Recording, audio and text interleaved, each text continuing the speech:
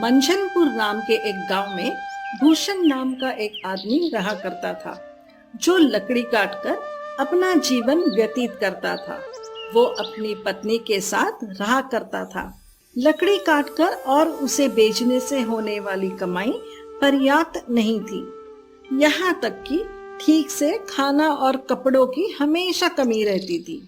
अजी मुझे लगता है हमारी जिंदगी में सिर्फ और सिर्फ गरीबी ही लिखी है। कितने भी दिन देख लो, ना तो कोई त्योहार सही से हो पाता है और ना ही कोई जश्न। अजी कब तक हम लोग ऐसे ही जिंदगी जिएंगे? जी आप इस लकड़ी को काटने और बेचने से अच्छा है तुम शहर जाकर कोई अच्छा सा काम कर सकते हो। कब तक हम लोग ऐसे ही जीवन व्यतीत करेंगे? देखो, मैं हमेशा तुम्हारी बात सुनता हूँ।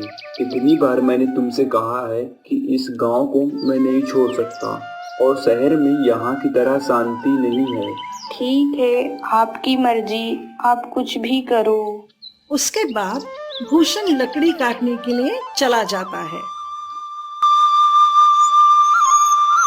आज तो काफी दूर चला आया और एक भी पेड़ नहीं मिला। ऐसा करता हूँ, थोड़ी और दूर जाकर देखता हूँ, क्या पता कोई अच्छा और बड़ा पेड़ दिख जाए। हाँ, ऐसा ही करता हूँ। उफ, काफी दूर आ गया हूँ, लेकिन कोई भी अच्छा और बड़ा पेड़ नहीं मिला।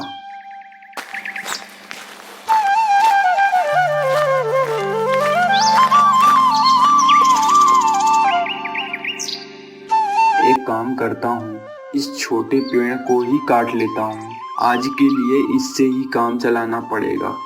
भूषण उस पेड़ को काटकर और अपने सर पर लादकर उस लकड़ी को बेचने के लिए जाता है।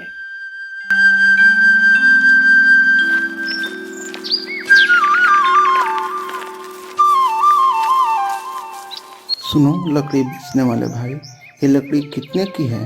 महाराज, अगर आपको सारी लकड़ियाँ चाहिए तो 20 रुपए में दे दूंगा। मुझे सारी लकड़ियाँ चाहिए, लेकिन तुमने जो दाम बताया है उतने दाम में नहीं। मैं केवल 10 रुपए ही दे सकता हूँ। लेकिन महाराज, इतने कम दाम में बेचकर मैं जब घर जाऊंगा तो मेरी पत्नी मुझे चिल्लाएगी। लेकिन कोई बात नहीं महाराज, वैसे भी मुझे आज बहुत देर हो गई है और बहुत जोरों से भूख भी लगी है। ठीक है महाराज, आप 10 रुपए ही दे दीजिए। ये लो तुम्हारे 10 रुपए और ये सारी लकड़ियाँ वहाँ पर रख दो। वैसे बेटा, तुम बहुत भूखे लग रहे हो। बेटा, क्या तुम खाना खाओगे? महाराज, मुझे बहुत जोरों से भूख लगी है, लेकिन महाराज अगर मैं खाऊंगा तो आप क्या खाओगे? रहने दीजिए महाराज, मैं घर जाकर खा लूंगा। अरे नहीं बेटा, तुम चिंता मत करो, खाना पर्याप्त मात्रा में है मेरे पास। और हाँ बेटा, जब भी तुम्हें भूख लगे यहाँ आकर खाना खा सकते हो। अच्छा महाराज, क्या आप हमेशा ही ऐसे ही सबकी मदद करते हो? हाँ बेटा, जब तक ईश्वर हमें देता रहेगा तब तक मैं ऐसे ही सभी लोगों को मदद करता रहूँगा। आप बहुत अच्छे इंसान हो महाराज। ठीक है, तो फिर आज मैं खाना यहीं पर ही खाऊंगा। उस दिन भूषण ने ब्राह्मण के यहाँ भरपेट खाना खाया। महाराज, आप बहुत अच्छे दिल के इंसान हो। ऐसा अच्छा काम करने में मैं आपकी मदद करूंगा। अब से मैं 20 रुपए वाली लकड़ियों की कीमत आपको सिर्फ 10 रुपए में दे दिया करूंगा। महाराज, अब मैं चलता हूँ। वैसे भी काफी देर हो गई है, घर पर मेरी पत्नी इंतजार कर रही होगी। तभी भूषण घर के लिए निकल गया। क्या हुआ जी, आज आप इतनी देर क्यों कर दी घर आने में? मुझे लगता है आज आपने ज्यादा मेहनत की है, तो आज आपने ज्यादा पैसे भी पाए होंगे। लाइए पैसे। अरे नहीं भाग्यवान, सिर्फ 10 रुपए ही मिले हैं आज, ये लो। मुझे लगा आज आपने इतनी देर से घर आए हो तो रोज से ज्यादा ही पैसे लाए होंगे, लेकिन तुमने तो आज रोज से भी कम पैसे लाए हो। इतने कम पैसे लाए हो तो आज इतनी देर से कहाँ थे और क्या कर रहे थे? अरे भाग्यवान, मैं लकड़ियाँ बेचने ही निकला था। लेकिन कोई खरीद ही नहीं रहा था। तो वही पास के एक गांव में ब्राह्मण के घर गया था। वहां पर जो भी व्यक्ति भूखा होकर गुजरता था वो उन्हें खाना खिलाते हैं।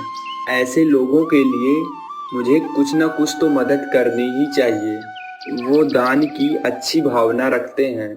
बस इसीलिए मैंने उन ब्राह्मण से कहा, कल से जो मैं लकड़ियाँ काटूंगा उसका आपसे कम दाम लूँगा और उस लकड़ियाँ में से कुछ लकड़ियाँ मैं अपने लिए बचाऊंगा।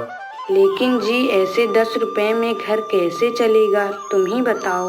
भाग्यवान, बात तो सही है, लेकिन जो मैं चाहता हूँ वो मैं पूरा करने की पूरी कोशिश करूँगा भाग्यवान, और बाकी भगवान की इच्छा, वो जो चाहेंगे वही होगा। भूषण हर दिन लकड़ी काटता था और ब्राह्मण जी से किए हुए वादे के मुताबिक सिर्फ 10 रुपए ही लेता था।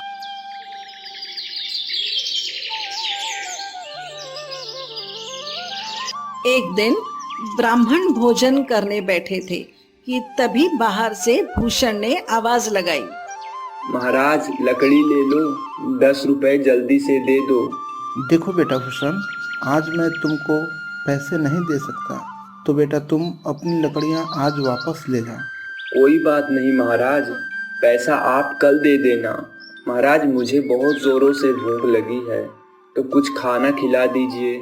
ठीक है बेटा, तब तक तुम हाथ मुंह धो लो, तब तक मैं भोजन का व्यवस्था करता हूँ। ब्राह्मण घर में जाकर अपनी पत्नी से कहते हैं, स्वामी आपने ऐसा वादा क्यों किया? हमारे घर में खाने के लिए चीजें पर्याप्त नहीं हैं, सिवाय आपके खाने के। अब इस समय हम भूषण को खाना कैसे खिलाएंगे? अरे तो इसमें ऐसी क्या बात हो गई? इतना खाना भूषण के लिए काफी है। ये खाना भूषण को दे दो, आज मैं भूखे रह लूंगा, कोई दिक्कत नहीं है। भगवान के ऊपर भरोसा रखो, सब ठीक हो जाएगा। ब्राह्मण जी ने खुद भूखा रहकर भूषण को खाना खिलाया।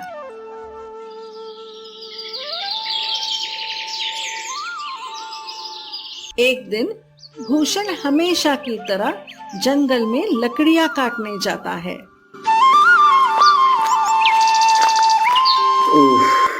इतना दूर आ गया, लेकिन एक भी सूखे पेड़ नहीं दिखे। थोड़ा और अंदर जाकर देखता हूँ, शायद कोई सूखा पेड़ मिल जाए। ओह हाँ, ये सही है। इतने घने जंगल में सिर्फ यही एक सूखा पेड़ दिखा। एक काम करता हूँ, यही पेड़ को काट लेता हूँ। हाँ, यही करता हूँ। ऐसा कहकर भूषण पेड़ काटने लगा। तभी वहां पर एक साधु प्रकट हुए। दुष्ट मानव, तूने मेरी तपस्या भंग कर दी। मैं तुम्हें श्राप देता हूँ, आज रात सोने के बाद जब तुम उठोगे तो तुम अपने आप को एक लोमड़ी के रूप में देखोगे। अरे महाराज, मुझे नहीं पता था आप इस पेड़ के पास में तपस्या कर रहे हैं। मुझे माफ कर दीजिए महाराज। मैं पिछले 200 सालों से तपस्या कर रहा हूँ और सिर्फ एक ही दिन बाकी था मेरी तपस्या सफल होने को, और तुमने मेरी तपस्या को भंग कर दिया। लेकिन महाराज, मैं तो रोज लकड़ियाँ काटने आता हूँ। मैं इन लकड़ियों को काटकर अपना और अपनी पत्नी का पेट पूजा करता हूँ। महाराज मुझे माफ कर दीजिए, मुझ पर दया कीजिए महाराज। कृपया इस शराब को आप वापस ले लीजिए महाराज। बेटा, मैंने गुस्से में आकर तुमको ये श्राप दिया है क्योंकि तुमने मेरी तपस्या भंग की है। इस श्राप को वापस लेना तो मेरे हाथ में नहीं है, पर एक उपाय है, सुनो। तुम किन्हीं 2 अच्छे और सच्चे लोगों की मदद करोगे तो तुम्हारा ये श्राप मुक्त हो जाएगा और तुम पहले जैसा फिर हो जाओगे। लेकिन महाराज, मेरी पत्नी का क्या होगा? एक मैं ही था जो रोज कड़ी मेहनत करके और उससे मिले हुए पैसे से मैं अपना और अपनी पत्नी का पेट पालता था। अब मेरी पत्नी का क्या होगा महाराज? चिंता करने की कोई बात नहीं, तुम्हारी पत्नी को कोई चीज की कोई कमी नहीं होगी। भगवान है जो उसकी व्यवस्था करेंगे, और इस बार जब तुम श्राप से मुक्त हो जाओगे तो तुम धन धनियों से सुखी जीवन व्यतीत करने लगोगे।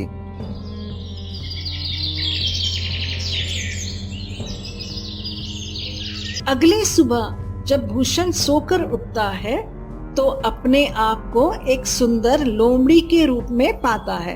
तभी भूषण श्राप से मुक्ति पाने के लिए यात्रा शुरू कर देता है।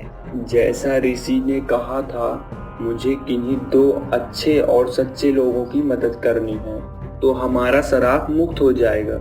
लेकिन अब मैं किन्हीं 2 सच्चे और अच्छे लोगों की मदद कहां से और कैसे करूं? मुझे कुछ समझ में नहीं आ रहा है। ऐसा कहते हुए भूषण रास्ते से जा रहा था। तभी कुछ दूर जाने पर उस रास्ते में एक बूढ़ा व्यक्ति मिलता है जो प्यास के कारण तड़प रहा होता है। पानी, पानी, कोई पानी दो, बहुत जोरों से प्यास लगी है। पानी। अरे ये बाबा जी तो प्यास के कारण तड़प रहे हैं, मुझे उनकी मदद करनी चाहिए। हाँ। तभी भूषण भागते हुए पानी की खोज में जाता है।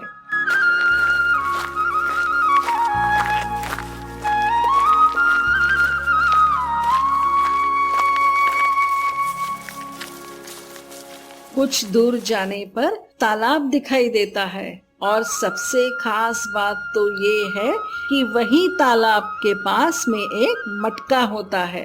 भूषण जल्दी जल्दी मटके में पानी को लेकर बाबा की मदद के लिए भागते हुए जाता है।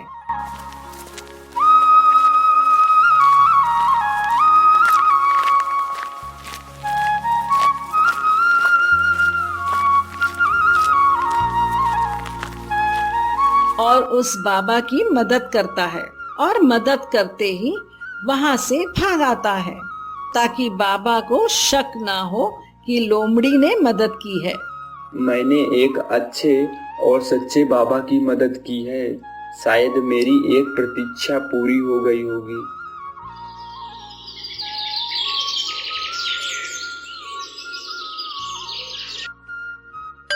अगले दिन भूषण फिर से लोगों की मदद के लिए यात्रा पर निकल पड़ता है कि तभी कुछ दूर जाने पर एक झोपड़ी में एक बूढ़ा व्यक्ति था जो बहुत बूढ़ा हो चुका था और वह बूढ़ा व्यक्ति भूख से तड़प रहा था। बहुत जोरों से भूख लगी है। कोई तो मदद करो। ऐसा लग रहा है आज मेरा आखिरी दिन है। ए भगवान, मदद करो। अरे ये क्या? ये तो वही बाबा जी हैं जिनको मैंने उस दिन पानी पिलाया था। अब क्या करूं? मैं अब इनके लिए खाना कहां से लाऊं? एक काम करता हूं, मैं अपने घर से चुपके से चुरा लेता हूं। हाँ, ये सही है, इससे बाबा जी की जान भी बच जाएगी। ऐसा कहकर भूषण दौड़ते हुए वहां से घर की ओर चल पड़ा और फिर अपने घर से चुपके से रोटी को चुरा लाया और बाबा को रोटी देकर वहां से चुपके से निकल गया। और कुछ दूर जाने के बाद भूषण कहता है, अरे ये क्या हुआ? मैंने तो 2 बार इन लाचार बूढ़े की मदद की और अभी भी मैं वैसे का वैसा ही हूँ। अभी भी मेरे ऊपर से श्राप मुक्त नहीं हुआ है। मुझे कुछ समझ नहीं आ रहा है, मैं क्या करूँ? मैं उन संत बाबा से मिलकर आता हूँ और पूछता हूँ आखिर क्यों ऐसा हो रहा है। तो दोस्तों, अगर आपको अगला भाग देखना है, भाग 2, तो आप प्लीज मेरे इस चैनल को सब्सक्राइब कीजिए और बेल आइकन को ऑल पर सेट कीजिए ताकि अगली वीडियो आपसे मिस ना हो पाए। ओके गाइस, मिलते हैं नेक्स्ट वीडियो में बहुत ही जल्द।